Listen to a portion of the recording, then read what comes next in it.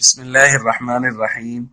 عن جابر رضي الله تعالى عنه قال: عادني رسول الله صلى الله عليه وسلم وأنا مريض ومعه أبو بكر ماشيين.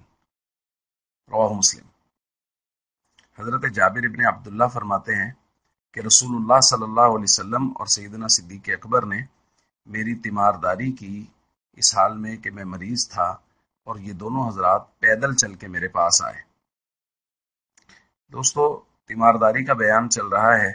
تیمارداری نبی کریم صلی اللہ علیہ وسلم کی مبارک سنت بھی ہے کہ حضور علیہ الصلوۃ والسلام جس صحابی کے بارے میں معلوم ہوتا حضور ان کی تیمارداری کے لیے ضرور تشریف لے جاتے، اور اس کے ساتھ ساتھ نبی کریم صلی اللہ علیہ وسلم نے تیمارداری کے بہت سے فضائل بیان فرمائے، جیسا کہ سابقہ 2 دروس میں ہم پڑھ چکے ہیں۔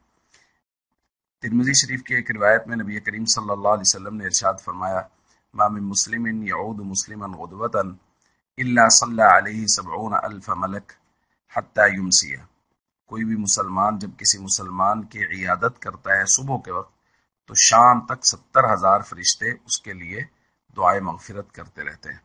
وَإِنْ عَادَهُ عَشِيَّةً، اور اگر شام کے وقت اس کی عیادت کرے، إِلَّا صَلَّى عَلَيْهِ 70,000 مَلَكٍ حَتَّى يُصْبِحَ، تو صبح تک 70,000 فرشتے اس کے لیے دعائے مغفرت کرتے رہتے ہیں۔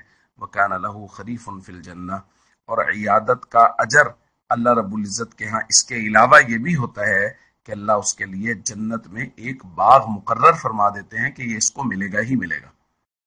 تو دوستو، تیمارداری کو پوری اہمیت کے ساتھ سمجھ لینا چاہیے۔ اس موضوع کو ہم تسلی سے بیان اس لیے کر رہے ہیں کہ ہمارے یہاں اس کی بہت سستی ہے، اس لیے ہم سب کو چاہیے جس کے بارے میں پتہ چلے کہ فلاں مریض ہے اور آپ کے پاس وقت اور فرصت ہو تو ضرور جائیے، ان کی تیمارداری کیجیے، ان کی ضروریات کو دیکھیے، اور اگر ان کی کوئی ضرورت ہے اور ہم پوری کر سکتے ہیں تو کوشش کر کے اس ضرورت کو بھی پورا کریں۔